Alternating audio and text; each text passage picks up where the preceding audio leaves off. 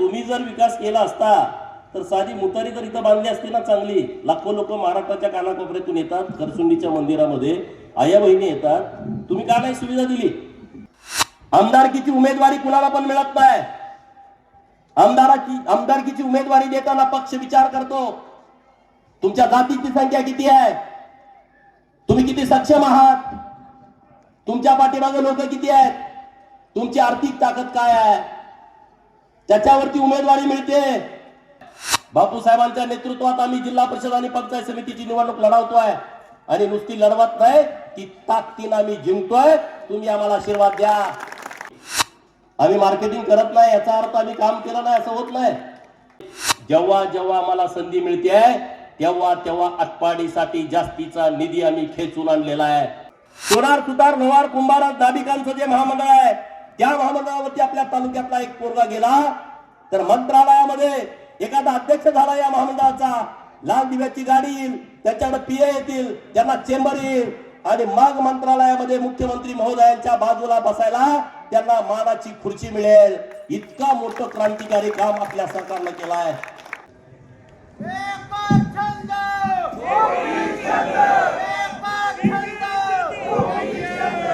तयापाचा आवाज मोठा आहे. आपल्या सर्वांचं आराध्य दैवत श्री सिद्धनाथाच्या पवित्र आणि पावन नगरीमध्ये 2026च्या जिल्हा परिषद आणि पंचायत समितीच्या निवडणुकीच्या निमित्तानं खरसुंडी जिल्हा परिषद गटाचे उमेदवार माननीय चंद्रकांत भाऊ भोसले आणि खरसुंडी पंचायत समिती गणाच्या उमेदवार आपल्या खरसुंडी गावच्या माजी सरपंच माननीय लताताई पुजारी सावकार यांच्या प्रचाराच्या निमित्तानं आपली ही सभा होते. या सभेसाठी संबोधित करण्यासाठी 5 मिनिटांमध्ये बापूसाहेब येत आहेत. आलेच हलग्या वाजायला लागल्या. व्यासपीठावरती उपस्थित या गावचे सरपंच माननीय धोंडीराम इंगवले, माननीय पंचायत समितीचे उपसभापती माजी तानाजी मामा यमगर, अर्जुन सावकार, विलासजी काळेबाग, सरचिटणीस भाजपा, भाऊसाहेब गायकवाड मार्केट कमिटीचे माजी सभापती, राहुल दादा, सर्वच मान्यवर मंडळी आहेत.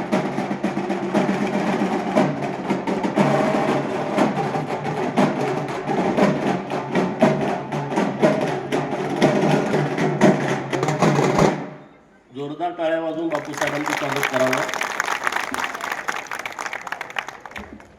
सर्व मान्यवर मंडळी उपस्थित आहेत आणि तुम्ही सर्वजण तुमच्या पाठिंब्यावरती, तुमच्या पाठबळावरती आपले दोन्ही उमेदवार मोठ्या मताच्या फरकानं कमळ चिन्हावरती निवडून येणार आहेत. अशी वडीलधारी मंडळी आणि युवा मित्रांनो, खरसुंडी जिल्हा परिषद गटाची नव्यानं रचना झाली आहे.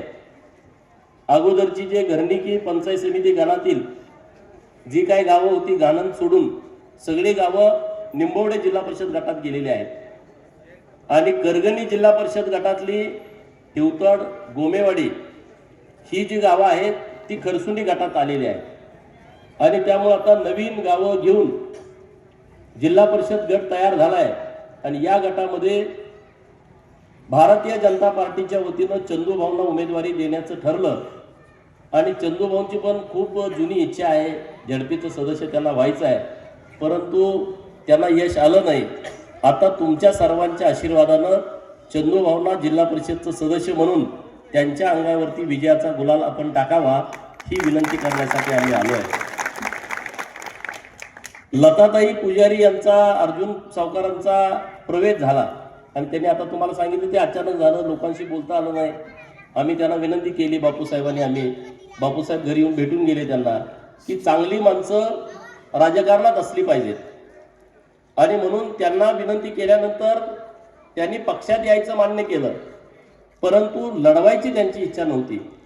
मग आम्ही अगोदर आपल्या गावचे सरपंच धोंडीराम इंगवले साहेबांना पण त्यांच्या कानावरती हा विषय घातला की असा विषय होतोय आणि तुमची परवानगी घेऊनच आपल्याला हे करायचं आहे.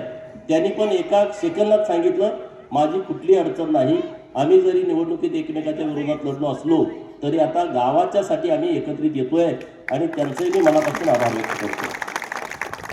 आता सांगा, आता तुम्ही खरसुंडी सारखं एवढं मोठं गाव आहे, विकासाचा इतका डांगोरा चालू आहे, आम्ही विकास केला, आम्ही विकास केला, आम्ही विकास केला. अरे तुम्ही जर विकास केला असता तर साधी मुतारी तर इथं बांधली असती ना चांगली. लाखो लोक महाराष्ट्राच्या कानाकोपऱ्यातून येतात खरसुंडीच्या मंदिरामध्ये, आया बहिणी येतात, तुम्ही का नाही सुविधा दिली एवढ्या मोठ्या मंदिरात? तुम्ही तर भक्त आहात या मंदिराचे, आपल्या सगळ्यांचं कुलदैवत आहे. लाखो लोक जर येत असतील इथं, 2 वेळा यात्रा भरते, 15-15 दिवस यात्रा चालते, खिलारी जनावरांची सर्वात मोठी यात्रा आपल्या खरसुंडीमध्ये भरते. मग काय तुम्ही केलं यासाठी? काय तुमचं धोरण आहे? काय तुमची योजना आहे? खरसुंडी सारख्या तीर्थक्षेत्राचा जर तुम्ही विकास करू शकत नसाल तर मग छोट्या छोट्या गावामध्ये तुम्ही काय देणार आहे? हे साधा प्रश्न आहे मला त्यांना. आज आम्ही सरपंचाच्या नेतृत्वात तीर्थक्षेत्र बचा प्रस्ताव केला आणि 5 कोटी रुपयाचा निधी या सिद्धनाथाच्या मंदिरासाठी आणलाय. 5 कोटीत काम होणार नाही आम्हाला माहित आहे, परंतु सुरुवात तर झाली. भविष्यामध्ये आम्ही आणखी मोठा आराखडा विकासाचा तयार करू, लोकांच्यासाठी सुविधा निर्माण करू. खरसुंडीच्या सिद्धनाथाला येणारा प्रत्येक माणूस घोडेखोरात जातो, घोडेखोराच्या दर्शनासाठी जातो. तिथं 1.5 कोटी रुपयाचा आम्ही निधी उपलब्ध करून दिला आहे. विकासाच्या गप्पा कोणी मारू नयेत.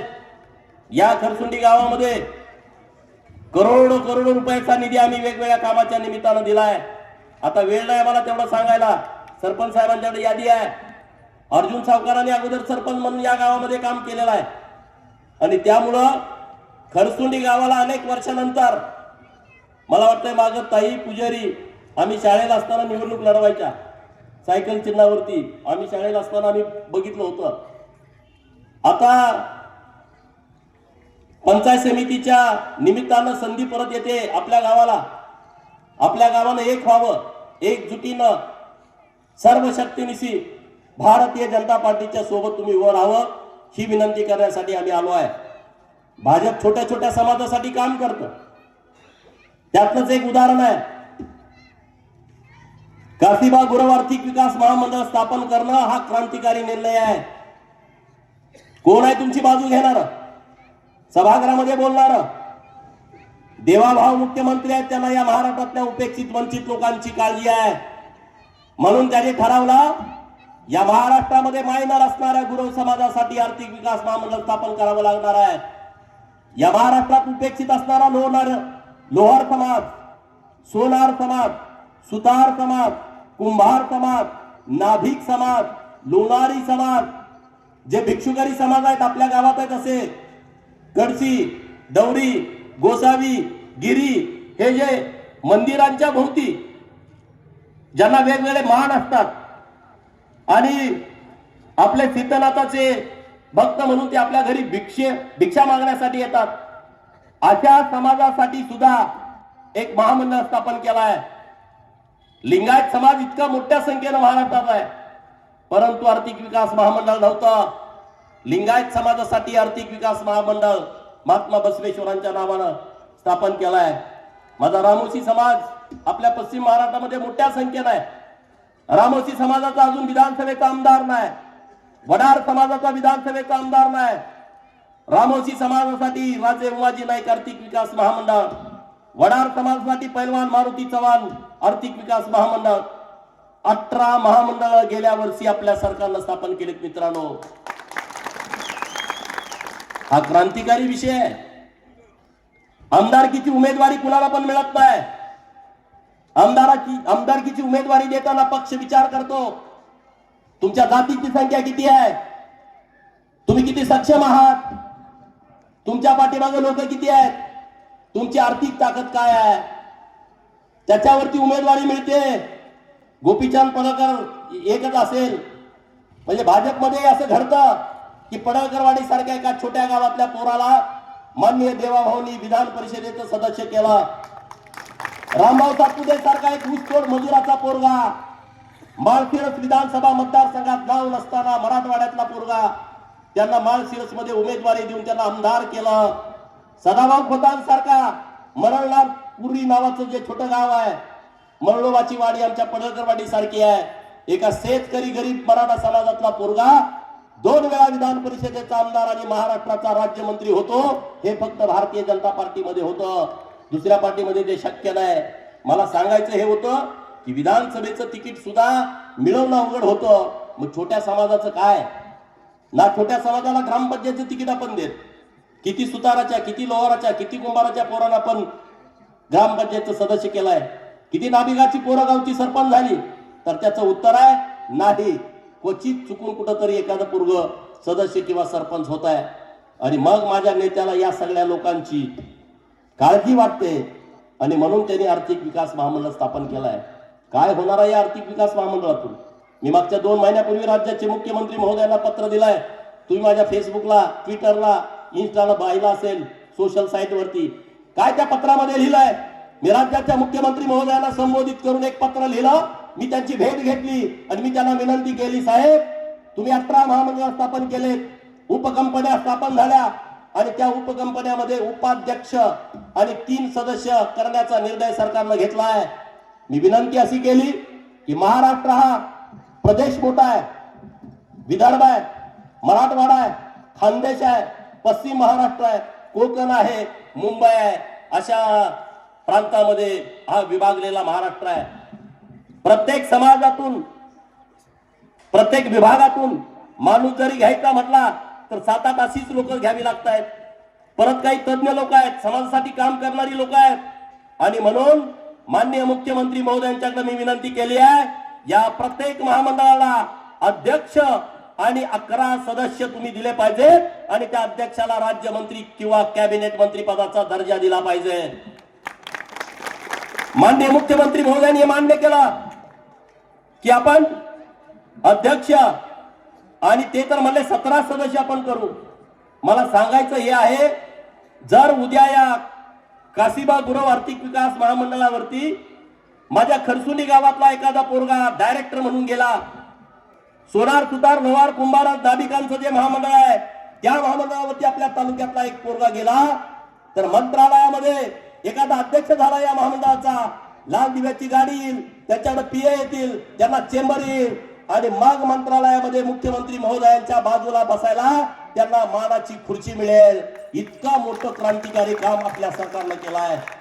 आज तुम्ही मंत्रालयात जावा, मंत्रालयात जायचं म्हटलं तर अर्धा किलोमीटर रांग लागलेली असते, पास काढावा लागतोय. अरे आमच्या पोराला अजून मंत्रालय माहित नाही गावातल्या. मंत्रालयाला मजले किती आहेत, मुख्यमंत्री महोदय कुठं बसतात, मुख्य सचिव कुठं बसतात, वेगवेगळ्या खात्याचे सचिव कुठं बसतात, मंत्र्यांचे बंगले कुठं आहेत आम्हाला माहित नाही. आम्ही टीव्हीतनं बघितलंय, आम्ही आमदारांना भेटलो नाही. अशी अनेक समाजातली लोक आहेत की जे आमदारांना सुद्धा भेटलेले नाहीत. परंतु आज या महामंडळाच्या माध्यमातून उपेक्षित समाजाला अपेक्षित ठिकाणी नेण्याचं काम राज्याचे मुख्यमंत्री माननीय देवाभाऊंनी केलं आहे. ही सामाजिक जाण आहे सरकारला, सामाजिक न्याय देण्याचा प्रयत्न केला जातोय.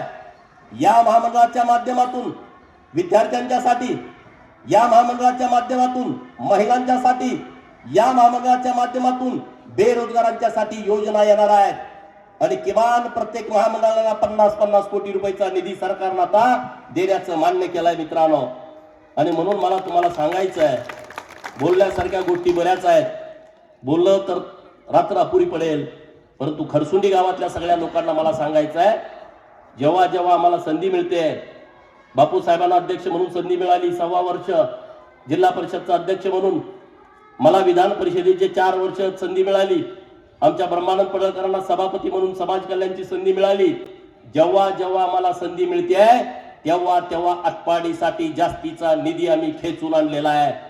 आता तुम्ही जर आमचे सदस्य 3 निवडून दिले, चंदूभाऊ आणि दोन्ही सदस्य, तर मी तुम्हाला विश्वासानं सांगतो की मोठ्या प्रमाणात पायाभूत सुविधा निर्माण करण्यासाठी आम्ही सांगली जिल्हा नियोजन मधून, सांगली जिल्हा परिषद मधून, राज्य सरकारचे जे वेगवेगळे निधी आहेत, ग्राम विकासचा 25-15 असेल, 30-54 असेल, 90-10 असेल, अल्पसंख्याक विभागाचा निधी असेल, सामाजिक न्याय विभागाचा निधी असेल, पर्यटनचा निधी असेल, तीर्थक्षेत्र विकास आराखड्यातून येणारा निधी असेल किंवा आटपाडी सारख्या नगरपंचायतला नगर विकास खात्याच्या माध्यमातून येणारा निधी असेल, ग्राम विकास खात्यातून मुख्यमंत्री सडक योजनेसारखी कामं असतील, ही आम्ही कामं आणू शकतो. कधी? आमचे चारीच्या चारी झडपी मेंबर आणि 8च्या 8 पंचायत समिती सदस्य तुम्ही निवडून दिले तर, अन्यथा आम्ही त्या पद्धतीनं काम करू शकत नाही. कारण शेवटी तुलना होते. तुमच्या पाठीमागं लोक किती आहेत, तुमच्या पाठीमागं लोकप्रतिनिधी किती आहेत, आणि म्हणून तुम्ही मागं 4 सदस्य निवडून दिले, आम्ही जास्तीचा निधी आणला. तुम्ही आता परत आमचे जिल्हा परिषदचे 4 आणि पंचायत समितीचे 8च्या 8 सदस्य निवडून द्या. आम्ही परत आणि चांगल्या पद्धतीने इथं काम करू. हा शब्द आम्ही तुम्हाला देण्यासाठी आलो आहे. समोरची लोक बोलतायत की आमच्याकडे आमदारकी आहे, आमच्याकडे आमदारकी आहे आणि त्यामुळे आम्ही मोठ्या प्रमाणात विकास कामं करू शकतो. मला त्यांना एक प्रश्न विचारायचा आहे. या खरसुंडी गावामध्ये तुम्ही जेवढी कामं केलेत त्याचा एक आराखडा द्या. आम्ही काय कामं केले ते आम्ही पण आराखडा देतो. बापूसाहेब आणि मी, आम्ही मार्केटिंग करत नाही याचा अर्थ आम्ही काम केलं नाही असं होत नाही. आम्ही या खरसुंडीमध्ये प्राथमिक आरोग्य केंद्राचं ग्रामीण रुग्णालय करणारा कोण आहे? विधानसभेत सदस्य तर तुम्ही होता. का नाही तुम्हाला जमलं? हे व्यासपीठावर बसलेले सगळे मंडळी आहेत, यांना विचार. आम्ही त्या गोष्टीचा पाठपुरावा केलाय आणि प्राथमिक आरोग्य केंद्राचं ग्रामीण रुग्णालयामध्ये रूपांतर केलाय. झऱ्याला नवीन प्राथमिक आरोग्य केंद्र मंजूर केलाय, शेटपळ्याला प्राथमिक आरोग्य केंद्र मंजूर केलाय, बनपुरीला उपकेंद्र मंजूर केलाय. हे आमचं काम आहे, हे आम्ही काम केलंय. टेंबूसाठी आम्ही सुद्धा झटलो आहे, टेंबूसाठी आम्ही प्रयत्न केलेत, टेंबूसाठी आम्ही आंदोलन केलेत, रस्त्यावरती आलोय, जेलमध्ये गेलोय, कराडच्या जेलमध्ये आम्ही राहिलोय. हे सामूहिक काम आहे. कुणीतरी एकानं त्याच्यावरती शिक्का मारण्याची आवश्यकता नाही. टेंबूचं ऑफिस का फोडलं आम्ही? त्याचा इतिहास काढून बघा. ह्या सगळ्या बाबी काय आमच्यासाठी वैयक्तिक आम्ही केलेल्या नाहीत. ह्या सगळ्या बाबी या तालुक्याला न्याय मिळावा, या तालुक्याचा सन्मान वाढावा यासाठी केलेला तो प्रयत्न आहे. खरसुंडी गावाचं मी मनापासून आभार व्यक्त करतो. पहिल्यापासून ताकदीनं भाजपाच्या सोबत राहणारं हे गाव आहे, आशीर्वाद देणारं गाव आहे. आणि आता तरी दोन्ही ग्रुप एक झाले. अर्जुन सावकार, इंगवले साहेब दोघंही सरपंच पदाला एकदम जोरात लढत करणारे दोन्ही नेते एकत्रित आलेत. मग काही लोकांना वाटतं असेल दोघं एकत्रित आले तर आम्ही तिसरीत जातो. असं करू नका, यांना काही उपयोग होत नाही. राहुल गुरव त्यांच्या सौभाग्यवती इच्छुक होत्या पंचायत समितीला, आणि अर्जुन सावकारांना घेऊन येणारे पण राहुल गुरवच आहे. मी त्यांचं मनापासून आभार व्यक्त करतो. गावातल्या छोट्या छोट्या लोकांना न्याय देण्याची आमची भूमिका आहे. मंदिर परिसरामध्ये असणारे छोटे छोटे व्यापारी त्यांना संरक्षण देणं, मंदिर परिसरामध्ये सुविधा निर्माण करणं, या सगळ्या गोष्टीला आमची प्राथमिकता आहे. मंदिर हे आमचं भावनिकतेचं ठिकाण आहे, ते राजकारणाचं ठिकाण कधी होऊ शकत नाही. कुणी गैरसमज करण्याचं अजिबात कारण नाही. परंतु या परिसरात जर महाराष्ट्रातील लोक येत असतील तर मोठ्या सुविधा निर्माण करणं ही आपल्या गावाची पण जबाबदारी आहे आणि लोकप्रतिनिधी म्हणून आमची पण जबाबदारी आहे. आणि ती जबाबदारी आम्ही पार पाडतोय. बापूसाहेबांच्या नेतृत्वात आम्ही जिल्हा परिषद आणि पंचायत समितीची निवडणूक लढवतोय आणि नुसती लढवत नाही, ती ताकदीनं आम्ही जिंकतोय. तुम्ही आम्हाला आशीर्वाद द्या, तुम्ही आम्हाला आशीर्वाद द्या. आम्ही चांगल्या पद्धतीनं काम करू. भ्रष्टाचाराचा कुठला आरोप आमच्यावरती नाही. जी कामं केलेली आहेत ती लोकांच्या हिताची कामं केलेली आहेत. आणि पुढे तुम्ही आमचे जेव्हा उमेदवार निवडून द्याल तेव्हा सुद्धा आम्ही लोकांच्या हिताची कामं करू. भाजपानं आपल्यावरती प्रचंड उपकार केलेत. आज जे पाणी दिसतंय सगळ्या तालुक्यामध्ये हे देवेंद्र फडणवीस साहेबांचे उपकार आपल्यावरती आहेत. आज जरी कुणी काही जरी म्हणत असलं ना, हे सगळं श्रेय देवेंद्र फडणवीस साहेबांना जातं. ते काय नुसतं एकट्या आटपाडी तालुक्यात पाणी दिलं नाही, महाराष्ट्रामध्ये अनेक ठिकाणी त्यांनी असं पाणी दिलेलं आहे. आता मराठवाड्यासाठी समुद्रात वाहून जाणारं पाणी, त्याच्यासाठी मराठवाडा वॉटर ग्रीड नावाची एक योजना त्यांनी आणली आहे. आणि समुद्रात जाणारं पाणी ते उचलून आता मराठवाड्याला देत आहेत. प्रत्येक तालुक्यात एक प्रतिनिधी असतो. आपल्याला वाटतं हे सगळं त्यांनी केलं आहे. मी आता जतचा प्रतिनिधी आहे. 2000 कोटी रुपयाचं काम सुरू आहे. माझं नाही, देवेंद्र फडणवीस साहेबांनी दिलंय म्हणून मी तिथं काम करू शकतोय.